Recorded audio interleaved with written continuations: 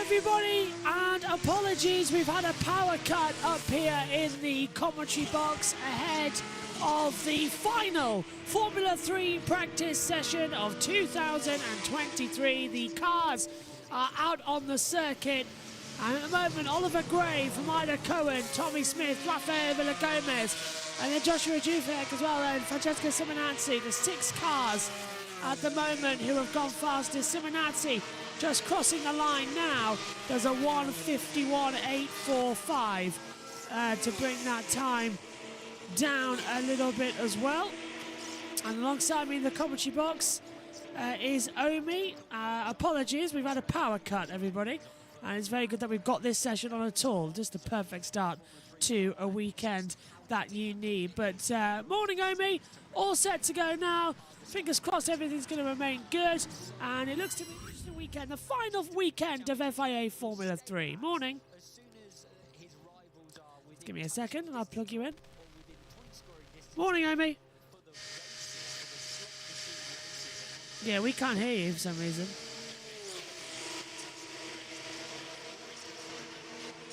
Oh, this is going well, isn't it? Can't hear Omi, can't hear anybody. Let's go trackside and to our commentators. And that will provide lots of overtaking. Well, here we can see our new driver for this weekend, Josh Dufek. He comes in at Campos Racing to replace Hugh Barter. Sadly, Hugh Barter unable to finish the season, but we welcome in Josh Dufek, who has been racing in the Formula Regional European Championship by Alpine for the last 2 seasons. He ran Leo Fornaroli all the way to the rookie title last year, missing out in the season finale. There's Dufek. Omi, can you hear me? No, we can't hear you. Great. Oh, great. It's one of those things. Let's throw it to the commentators. For racing, and this a great chance for him to get in the car and do a race weekend ahead of what could potentially be a full season next year, Alex.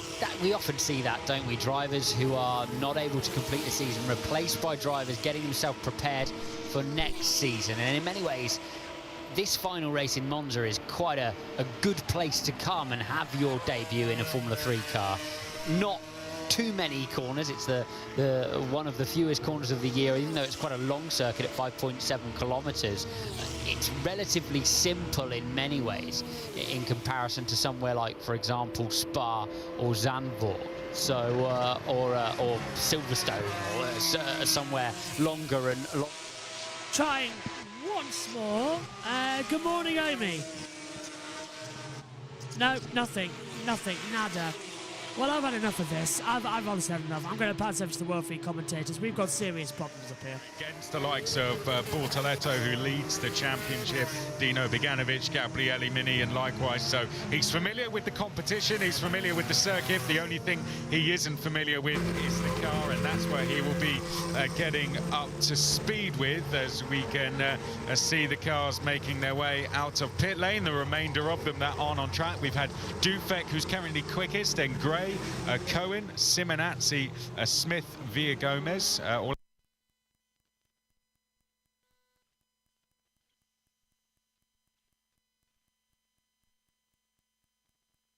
for him last time out, got himself.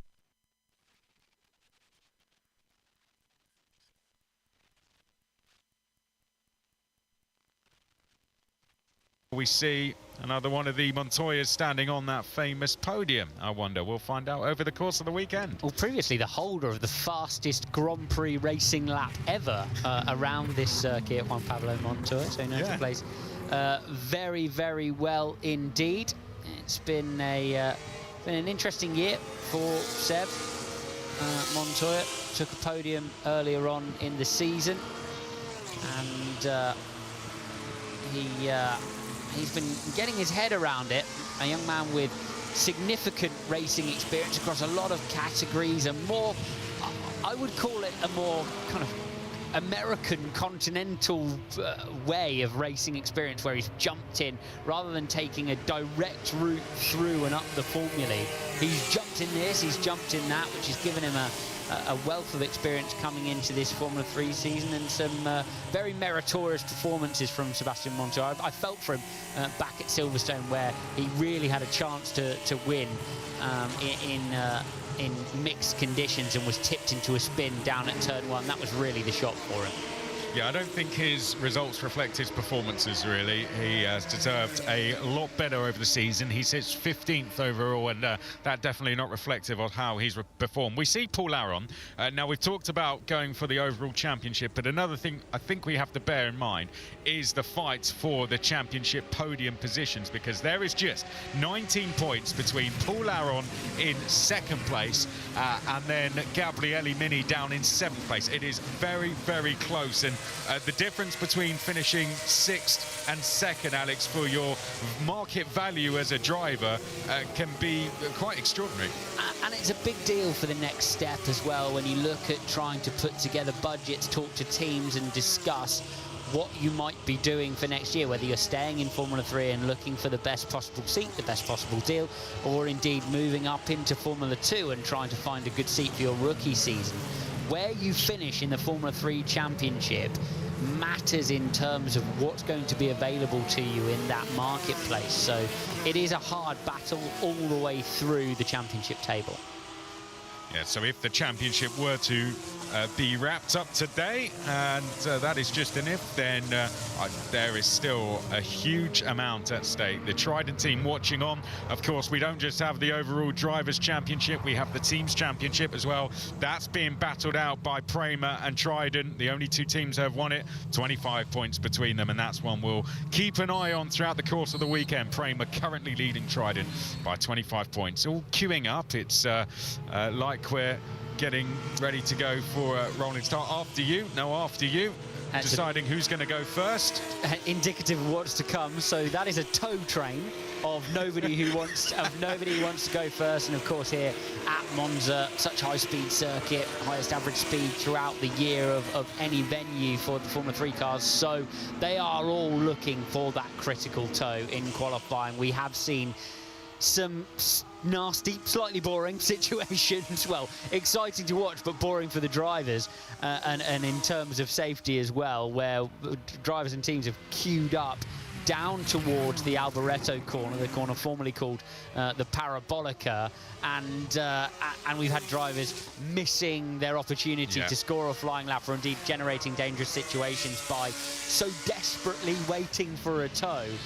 That being compounded by the limited tyre degradation at Monza, which means you can get a couple of laps out of a set of tyres, meaning you can sort of afford to wait around as well for a tow, which doesn't help. Here we see Franco Colapinto, the only driver out there who has won around Monza in Formula 3. One of 2 drivers who's qualified in the top 12 every round, along with Paul Aron. He and Paul have been hugely consistent in qualifying, hence they sit in that fight for second in the championship as he makes his way down towards Curva Alboreto. He is not looking for a tow at all. He's just going about it on his own so far. Josh Dufek, the driver making his Formula 3 debut this weekend, still leads the way so far, but we've got a whole host of drivers about to go and set their first real flying laps of the session. Franco Colapinto being one of them, and he will go to P4. Yeah, and then we get Maria Boya, Leonardo Forlaroli going up there as well. Trying once more. Omi, can you hear me? No, it must be on your side, mate, because we can't hear a single thing from you. Has to be on your side. There is no way. Try once more. Omi? Well, we heard that. Right, Omi, hello, can you hear me? Hello? Yeah, right, we can hear you now. Hello. Yeah, that was a bit weird because when I did my voice test, my voice was coming through to check it was my side. So yeah, all sorts of issues, all sorts of weird stuff going on. But yeah, here for F3 practice, final F3 practice for the season as well. But yeah, we're finally here. Yeah, I think I'm one of the people who everybody agrees with that. They want these over now. It's getting annoying. Having to get up so early in the morning, system failures. Time for it all to end now. Getting very bored of 2023. It's been a bit of a to be fair, Formula 3's had a good title battle, but the entirety of it has just been so boring. It's been the year of domination. Nobody's actually had a lot of fun as Taylor Barnard goes for top 139.477. Yeah. No one's had any fun. It's not been like any other years. I remember 2022, that was brilliant going into the last race. So, yeah. And then same can be said about for 2021, then 2020. I think, to be honest, all of them were good, bar probably this year. I think this year's been a bit boring, and I think F2, though, has been absolutely mega this year, though. Yeah, this has been the only series that has really given us any excitement, F2 and the slightly F3. But the F1's been dominated, MotoGP's been dominated, IndyCar's been dominated. It's really hard sort of to go, yeah, that's all that's going to change. So the only thing we got to look forward to this weekend, really, is the Monza curse possibly coming in, with the fact that Max Verstappen won last year, so by category he must retire this year, because Leclerc won in 2019, crashed in 2020, Gasly won in 2020, crashed in 2021, and there is a fire for car 26 of Nikita Bedrin. Immediately the red flag is thrown as the car Yeah, Bedrin's out of the car and runs away. So how on earth has that car caught that quickly on fire? It's a proper fire as well we're watching right now. Yeah. That's what everyone will be hoping that happens to Max later on, as we talk about all sorts of purses, retirements, and all sorts of stuff. But yeah, not what Bedrin wanted, not what Genza Motorsport wanted. Obviously, after the brilliant result last time out as well, all three cars were in the top 4, their best showing in FIA Formula 3, as the fire now being put out as well. But yeah, not what you want, not what you want. Yeah, not great, not needed, not great. It's a lot of carbon, it's a lot of moisture that's been put onto the track as well. Not good stuff. You don't usually see a fire in a Formula 3 or Formula 2. It's usually just when they crash that you might see a bit of fire. We actually saw a tiny bit last year as well. A very quick one at the the Curva Alboreto. Parabolica, never call it the Alboreto, it's Parabolica. We gotta stick to Parabolica, we gotta stick with, but you know, just following the new corner names as well at the same it's time. rubbish. Even though I prefer Parabolica, but you know. It's Parabolica. It's not the Ascari or whatever it is, or it is 100 Alboreto. It's not Alboreto. This is 100. What a stupid name. Why, Michele Alboreto? Why rename the Parabolica the Alboreto when you could have renamed Parabolica's so iconic. Yeah, you could have renamed any other part of the track, any other. But you decide to do that. No, it was stupid. Yeah. Literally, I got so mad because in a commentary I called it the Parabolic, and then someone was like, "It's the Curva Alboreto." It's it not. got renamed. Yeah, and let me tell you something. The person who said that probably doesn't even know who Michele Alboreto is. So yeah, it is ridiculous. And Michele Alboreto will be the first person in history to say, "Why on earth have you renamed the Parabolica?" Let me tell you that right now. It's a stupid decision, and he wouldn't agree with it either. Yeah. It is the Parabolica, not anything other. Yeah. That's what we should stick with here on JB Motorsports. Well, there's 2 Parabolicas actually. The second one is at the the Hockenheim ring. Right, under the red flag, we'll hand it over to the world feed. Charge V6, similar levels of torque, similar levels of power. They're saying it's gonna be a similar speed, but I think the main and most interesting change is accessibility of the car in terms of its steering weight, mostly, firstly and foremostly. It's something that Tatiana Calderon, who was shaking the car down at Verano this week, was talking about. It allows more drivers to access it, both in its cockpit dimensions and in its steering weight and geometry, which I think is a great step for the sport, honestly. There's a slightly archaic mentality that definitely pervaded the sport while I was coming through the single-seater ladder, that somehow if you couldn't turn what was an incredibly heavy steering wheel, then you just weren't training hard enough. And there's a lot to be said for training hard and being physically prepared for the sport.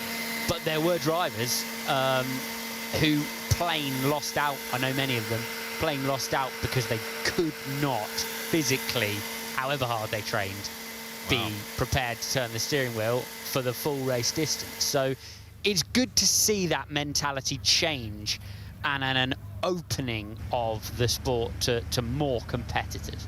Yeah, I guess as well, for anyone who would have seen it, there is a video, by the way, of Tatiana Calderon shaking that car down at Verano, so do go and check that out on YouTube. But I guess for most fans, the most striking thing was the rear wing, wasn't it, visually? When you saw the car and you looked at it for the first time, the rear wing, and it sounds like it's been designed to make for more overtaking close racing. I mean, we've got quite a lot of it already in Formula 2, but let's get even more. I guess is that what it's been designed for? It really interested me technically because obviously in Formula 2 you're dealing with a lower terminal speed than you are in Formula 1, but you're dealing with a similar length of DRS zone. So it would follow, in fact, that a Formula 2 DRS system might reduce more drag in a way than a Formula 1 DRS system would, or might need to, I should say, because you're dealing with a lower terminal speed over a similar length of zone. So I feel that rear wing might push in that direction to try to optimize the functionality of the DRS to bring the effect relative in line with F1, which would be a really good thing, I think. For Formula 2, and as you say, beneficial, of course, given everything we've learned with the new iteration of Formula 1 car, to the car behind as well in terms of aero weight to assist in overtaking. So that's an exciting sequence of changes. Look a bit weird, don't they, the new rear wings? But I think we'll get used to it. Yeah, I think when a new generation comes out with a different rear wing, we'll all think, oh, that looks different, and get used to that one. I think definitely it looks like a great car. We just all want to see it go racing now. It looks fantastic. So great work by the team on that one. Do go check out that video if you haven't already. The other news we had over the summer is, of course, the calendar came out for next season.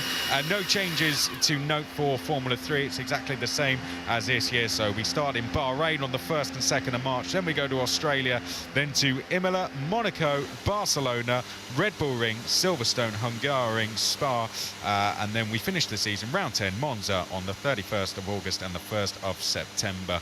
So that is how the season will go. We have post-season testing as well. The dates for those have been announced. The 5th and 6th of October is when that will begin at Jerez in Spain. Then just a few days later, on the 10th and 11th of October, the teams will move to Barcelona, and then test 3 will be at Imola on the 23rd and 24th of October. Post-season testing definitely very important when you consider the first day of post-season testing last year. Gabriel Bortoleto was fastest by half a second, and now he's on the brink of winning the championship possibly today. So it might say post-season testing, but it is important to the next season. Yeah, plenty of drivers getting the opportunity to try the car, drivers who've not been able to jump in a seat towards the end of the previous season, and there's so little testing now available due to cost saving, due to everything else that goes with getting these cars together and finding an appropriate date to test. So critical moments for young drivers to make sure that they're nailing those laps. They feel quiet, they feel calm, but they're the moments that where these championship challenges are put together. And teams will also be watching post-season testing like hawks. For exactly the reason we discussed earlier on, those will be the drivers that they'll be looking to sign, because so many of those drivers will be testing cars that they might not yet necessarily have signed to race. Multiple drivers jump between teams, in fact, per day. Of those tests sometimes, see who they get on with, see which car they like, see whose balance talks to them, and so it's a shop window in both directions. I know Bortoleto was an example of a driver who had signed already and he was with Trident, but there are other drivers, like you said, who did test. They did maybe one test with one team, another with another team. Really interesting to watch. Updates on that. Do follow the Formula 3 website, social media channels. That all kicks off, as I said, on the 5th of October. Before that, though, we must finish our season, which is here at Monza. We're starting here with practice, and in 1 minute, we will have the green light at the end of the pit lane, and all the cars will make their way back out onto the circuit. Taylor Barnard currently quickest with a 1:39.477 ahead of Leo Fornaroli, then Paul Aron, then Gregoire Saucy. It's not been a good few rounds for him. He'll be hoping to end his season on a high. Mari Boya then in P5, then Nikita Bedrin.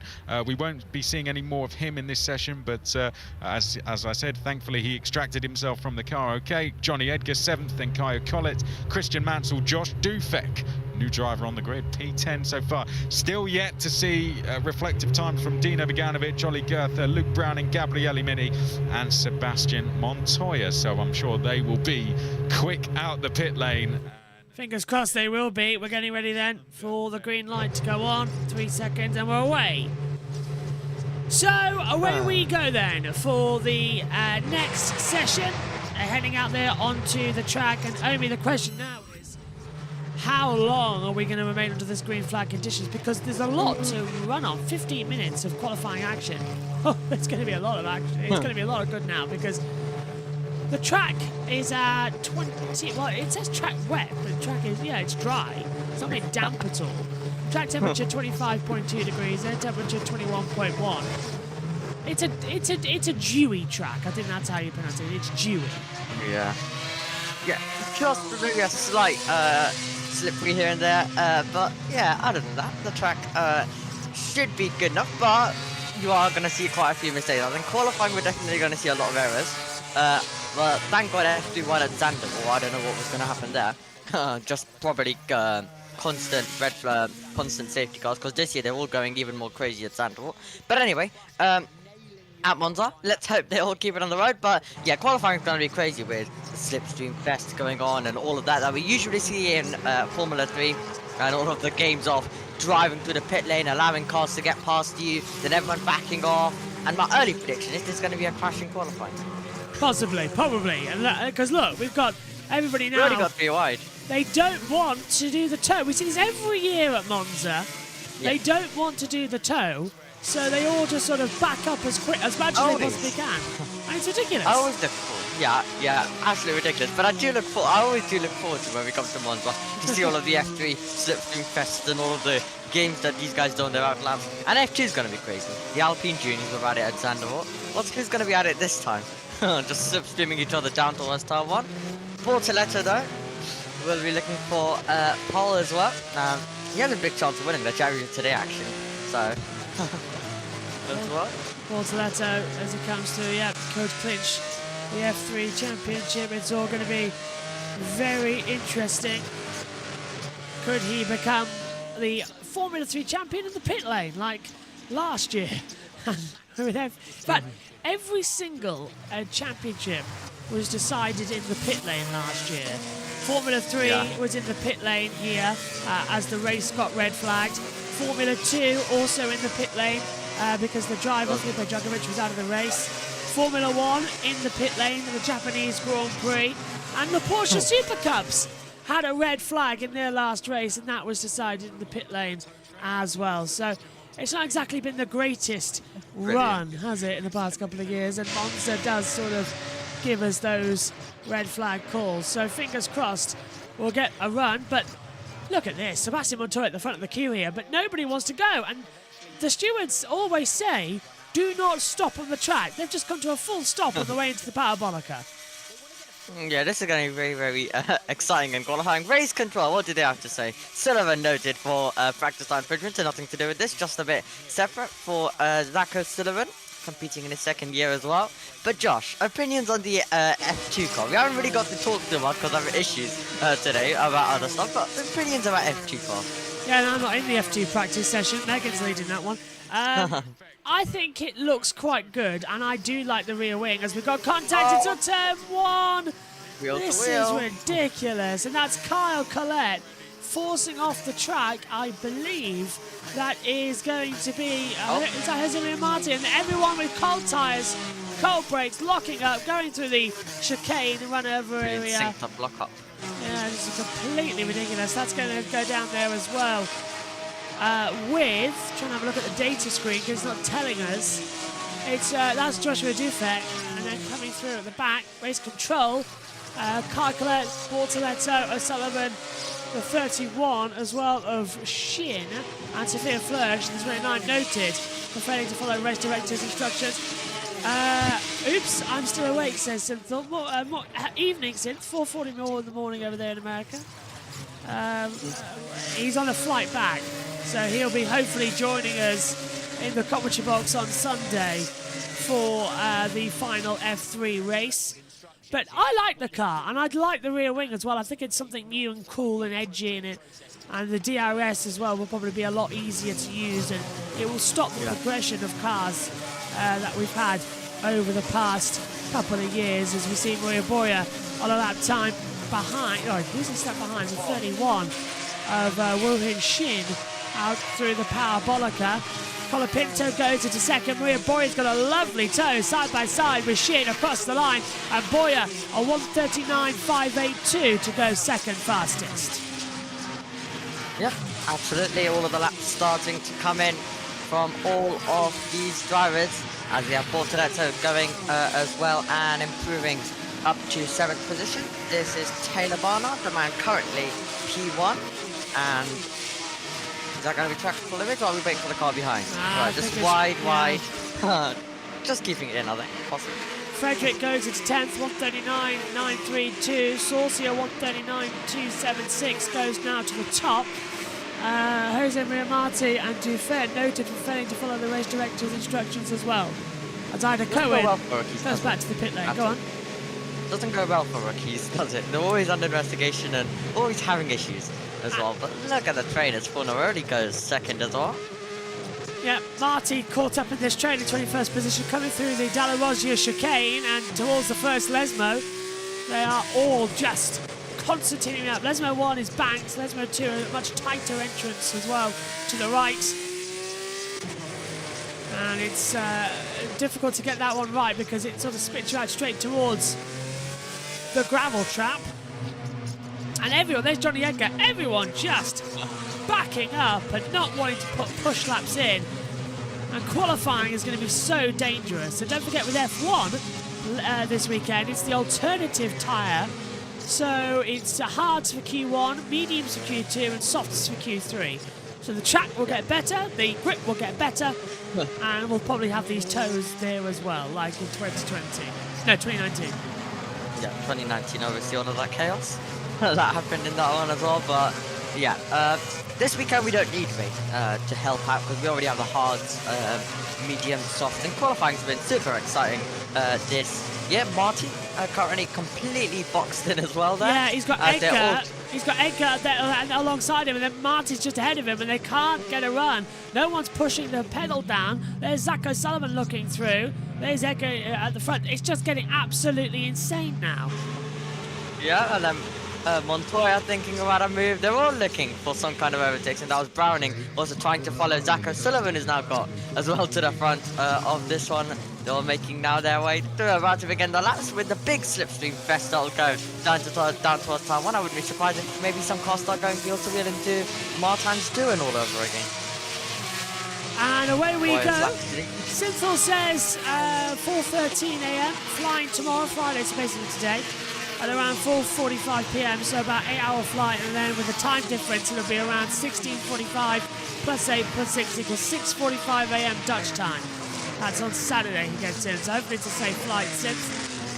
Colapinto through turn 1. Everyone's now decided to just go for it, but the tyres aren't going to be fully up to temperature. One lockup, everybody goes off the track. It's a bit silly, all this.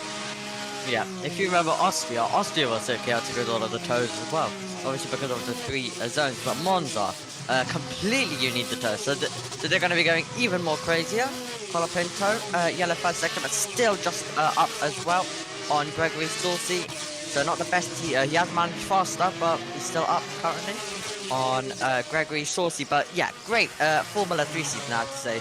This has been boring, I'd say, at times, and possibly really not up to the standards of like last year, but it has been decent.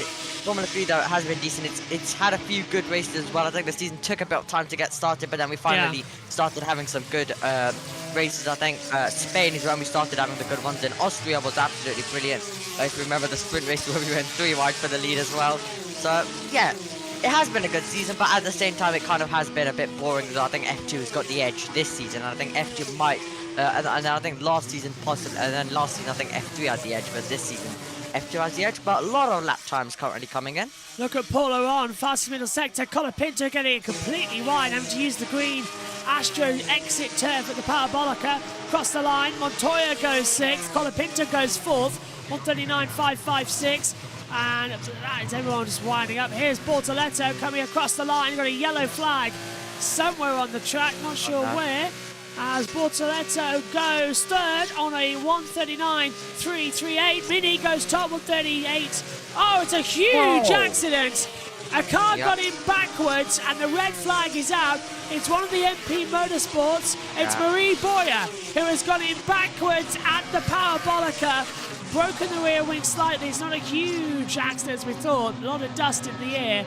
But Maria Boyer has gone backwards, and surely that's the end of the session with Ollie Goethe now at the top on a 138.667. Yeah, we usually do see some crashes at the Parabolica.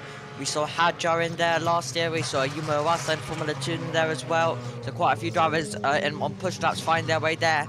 And Boyer's found his way there currently in practice. I think qualifying we'll see a few more cars. But yeah, a bit of a bad hit there. I think he's gone in definitely backwards there. So yeah, unfortunate for him. But yeah, he doesn't like the sight as well of the very damaged Formula 3 car right now, right behind him. Front wings off, rear left suspension's broken, rear wings broken. So is it a front hit then turn around back hitters or something? Probably, yeah. I want to see a replay of that. Yeah. I don't know how he's hit. I don't know how he's done that, to be fair. Because to do the rear Hit left, the front, back, rear everywhere. Yeah, rear left at that corner is incredibly hard. Here we go. So how did he spin out? Well, looking ahead to him. So gets on the curb, spins out. He hits the front nose first, bounces back into the wall. Yeah, so front nose first, back into the wall. Okay. That explains it. We always need replays to kind of be like, did that happen? Because sometimes we don't know how drivers end up in there. But yeah, just wide, going into the wall, then the front hits, and then turns around the car, then the back goes in as well. So yeah, quite a lot of damage done there, the front and the back as well. No, we've seen it on the replay. I still don't know how he did that. Because usually the car goes in the opposite direction. It's turned around on to face the marshals on the right, when it should have been towards the left, towards the pit lane. So very unusual, that one. 4 minutes to go. Unlikely we'll get a restart. So we'll hand over to the World 3 commentators until we know more. Wandering off the circuit, he'll have a decent amount of testing under his belt though, and nothing there that can't be strapped back on again in time for qualifying a little later on. It is a tighter schedule though in recent times in Formula 3, so they'll have to get on with it. Well, there we see Ollie Goethe, quickest in this session. He does carry a 10th place grid penalty. It was a really miserable weekend for him at Spa. He had that big crash coming up through Eau Rouge in the feature race, and was out of the race, and had a DNF in the sprint race as well. And he has a 10th place grid penalty. So really, he'll be hoping to be as high as possible. That's a positive start. Quickest in practice ahead of Paul Aron. Second, just over a 10th back from Ollie Goethe. The two teams fighting for the team's championship, 1 and 2 there. Gabriele Mini, one of the drivers hoping to get a first win for the Italians at this level on home soil. He is in 3rd place. Gregoire Saucy 4th. Then the two other tridents of Fornaroli and Bortoletto. Barnard a very solid 7th coming off the back of his dream weekend at Spa. Then Pepe Marti, Colapinto, Dino Beganovic rounds out the top 10 as the Prema team watch on. And that I imagine will be the session concluded. The turn 11 incident involving Martin Dufek and Colette will be investigated after the session as well. So another investigation for failing to follow race director's instructions there. I can only assume that's toe hunting that the race director doesn't like. I can't see a reason why they would be off and on or falling foul of anything else out there. So it'll be interesting to see if race direction have a bit of a word. Session will not be resumed, so drivers will not have further opportunity to prepare their cars for qualifying. Well, that's...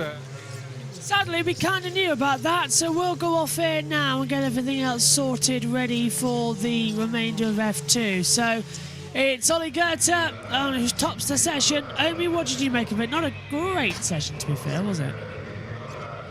Yeah, not really a good one, because we usually do a lot of podcast talking in this, but due to issues and stuff, mostly due to issues, it kind of ruined this session as well. And really, except 2 crashes, really, it was a bit of a quiet one. But what else do we expect from practice? Because usually we are absolutely podcasting. So, yeah, I guess qualifying will be very exciting. The race will be very exciting as well. But, yeah, I guess it really is hard to say what actually happened on the circuit, to be honest. But, yeah, hopefully qualifying will be interesting later on. It's going to be a lot of fun. Thanks for your company, Omi. We'll see you all later. Red flags out. The session won't resume. It's Ollie Goethe, the fastest. Bye-bye.